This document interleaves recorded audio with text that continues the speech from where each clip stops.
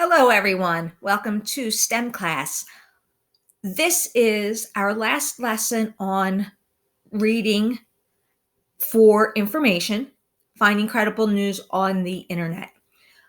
I want to go over some of the things that we did over the course of this unit and specifically the last assignment. So let's begin. We've been reading news online. The information we have is given to us by Common Sense Education. We always give credit to those that we borrow information from. That is being a good digital citizen. So we have been working on Internet Investigator checklists. When we read something, we want to read closely. Does it make sense? Is it believable? We identify the main idea by analyzing text features and the web page by reading the text. We take note of anything that is surprising or hard to believe or that gives you a strong emotional reaction. We analyze the source. Does it come from a credible, unbiased source? Find out information about the site owner and author by exploring the site and searching the web. Look for corroboration. Do other credible sources say the same thing? See if the main idea and key points of the article are also reported by credible sites. Okay, so that's what we do every single time we read an article on the internet or find news somewhere. We have to check it out. Now, bias is having a preference for one thing over another in a way that's unfair. Bias can be on the part of both the writer and or the reader. We bring bias, our own opinions, when we read something, things that we know about a subject. So we have to kind of separate ourselves and our preconceived ideas about a subject when we're reading in order to get the correct information and find out if it's fact or not. Now, last week, we had an assignment where you evaluated a blog post. It was my blog post, and I brought you to a site, Tech Tips for Teaching and Learning, and it had a video on it. The video is actually the article. An article for information for news can be a video. Lots of times it is news is recorded by a reporter on a video. That's what I've done here. I wrote it, I created the video, and presented it. A blog is somewhere when people want to give their ideas, information. The purpose of a blog is to share, but it doesn't have to necessarily be factual. In my case, I blog about things that I find important to supplement our educational process. But that's not true of all blogs. So there's a bias here. I gave you something that I created. The bias is not in the information specifically, but also in what you think, because I am presenting this information to you. I am a teacher. I am your teacher. I have been hopefully giving you information throughout the school year that you have been able to trust. And because I'm a person of authority in your life and you come to school every day and I've never hopefully steered you wrong in anything that I've given you, you have a bias that if I give you something, it's going to be accurate. That is true or not. That depends on what it is that I'm giving you. You cannot assume that just because this is written by me, that it is accurate. You still have to evaluate it, just like anything else.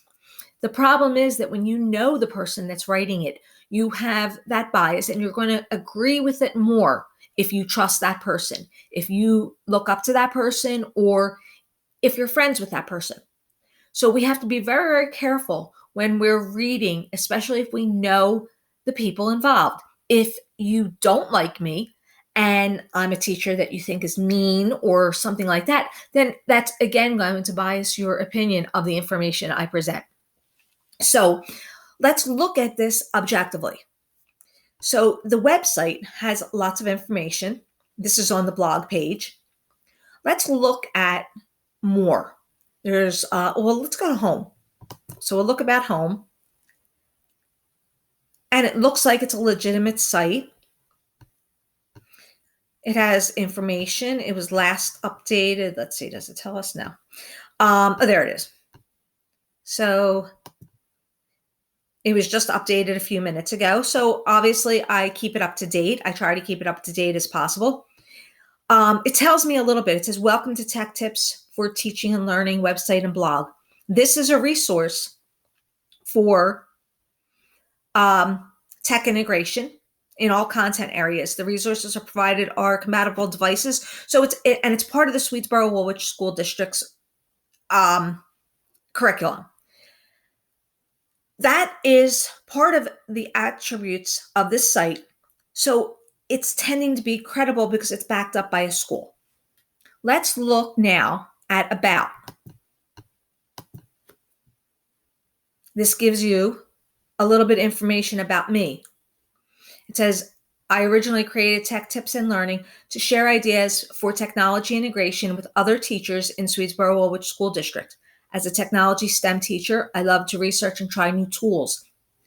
Many of these tools are great for classrooms, and I use them all the time.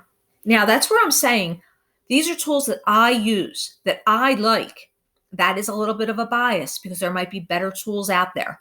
But what I'm sharing is my best practices. I found that other teachers may not always have the same time to evaluate the resources, so they hesitate to use these. So my purpose is to share information with teachers and students so that I can make sure the resources are good. And I'm publishing those resources that I believe that I have evaluated. So it's still a bias on my part. About me, I currently teach first and second grade technology and sixth grade STEM. Prior to teaching STEM and tech, I taught kindergarten and third grade. So that there's a person here. You can actually Google my name and find something about me. Let's see what comes up.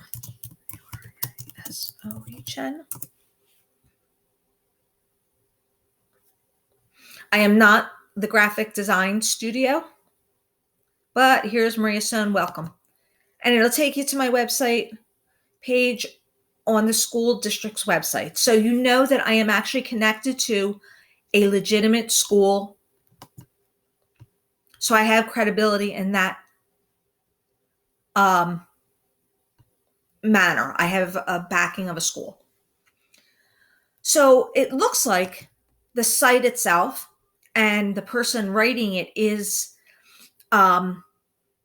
believable and has some credit to the information. Then I want to go back to my blog and look at the introduction to the article itself. And here it says, are you getting started with Google Apps for Education? Google Apps for Education is a complete suite of web-based tools to help you navigate your classroom, workflow, and more. That is a fact. There's no opinion there because Google, if you Google Apps for Education, it's going to tell you it's a suite of web-based tools that help you navigate your classroom, workflow, and more. There's not much else there. For an overview of Google Apps for Education, check out this video. In the video, everything that is talked about is factual. However, there's times that I interject my own opinion. That's fine, as long as you understand what is opinion and what is fact. You have to check it, even if you know who the person is that's creating and writing the information. As we go on, and we have to evaluate information, it's so important to make sure that you know those sources. Now is a very, very trying time. There's so much information out there on different topics. There's a lot of controversy, and you see things. You can look at the news and see two completely different stories on the same subject. So you have to look at it and really evaluate it to make sure that you are following and that you are taking for fact what is really fact. I hope that you have learned something from these lessons and it makes you a better consumer of news and information. We are so lucky to be able to access information 24/7. However, if it's not valuable information, then we can be misguided. So, um, I hope you all learned something from this. As always, if you have any questions or concerns, just let me know. You can email me, you can send me a private message in Google Classroom, or you can send a class message. Thank you for listening, and I hope you have a great day.